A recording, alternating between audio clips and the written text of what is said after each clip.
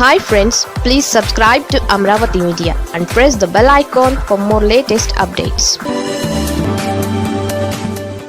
Chandrababu danger signals, ఆ మంత్రులు out. Andhra Pradesh మంత్రివర్గంలో చాలామంది అమాత్యులు మౌనంగా ఉంటున్నారు. ఈ పరిస్థితిపై చంద్రబాబు ఆగ్రహం వ్యక్తం చేస్తున్నారు. ఎన్ని మార్లు చెప్పినప్పటికీ మంత్రులలో ఏమాత్రం చలనం లేకపోవడంతో ఆయన ఏం చేయాలన్నది అర్థం కాకుండా ఉంది. త్వరలో 2.5 ఏళ్లు పూర్తయిన తరువాత మంత్రివర్గాన్ని పూర్తిగా ప్రక్షాళన చేయడానికి చంద్రబాబు సిద్ధమైనట్లు సమాచారం. ఈ మేరకు ఆయన ఇప్పటికే కసరత్తులు ప్రారంభించారు. టీడీపీకి చెందిన ప్రస్తుత మంత్రులలో ఎక్కువ మందిని మార్చేందుకు చంద్రబాబు డిసైడ్ అయ్యారని పార్టీ వర్గాలు చెబుతున్నాయి. ఇప్పటికే కొత్త మంత్రివర్గం కసరత్తును కూడా చంద్రబాబు ప్రారంభించారని తెలిసింది. ఈ ఏడాది చివరి నాటికి కూటమి ప్రభుత్వం ఏర్పాటై 2.5 ఏళ్లు పూర్తవుతుంది. ఈ సందర్భంగా తొలి 2.5 ఏళ్లు మంత్రివర్గంలో అవకాశం ఇచ్చాం కాబట్టి చివరి 2.5 ఏళ్లు మరికొందరికి అవకాశం కల్పించాలని చెప్పేందుకు కూడా సులువుగా ఉంటుంది.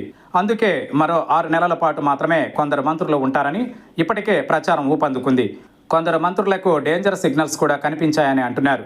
పనితీరు మెరుగుపరుచుకోకపోవడంతో ఇక తప్పనిసరిగా దాదాపు 60% మంత్రివర్గంలో సభ్యులను మార్చివేయాలని చంద్రబాబు డిసైడ్ అయినట్లు పార్టీలోనూ ప్రభుత్వంలోనూ క్యాంపెయిన్ నడుస్తోంది. ఇటీవల మంత్రివర్గ సమావేశంలోనూ చంద్రబాబు నాయుడు మంత్రులపై సీరియస్ అయ్యారు. ఉప ముఖ్యమంత్రి పవన్ కళ్యాణ్పై విపక్ష నేతలు చేసిన విమర్శలకు ఎందుకు మంత్రులు కౌంటర్ ఇవ్వలేదని చంద్రబాబు ఆగ్రహం వ్యక్తం చేసిన సంగతి తెలిసిందే. సాయికృష్ణ మృతి కేసులో పవన్ కళ్యాణ్పై వైసీపీ నేతలు చేసిన వ్యాఖ్యలపై ప్రతి విమర్శలు ఎందుకు చేయలేదని, ఇలా కూటమిలో మిత్రపక్ష నేతను అంటున్నా నోరు మెదపకపోతే ఎలా అని చంద్రబాబు నిలదీశారు.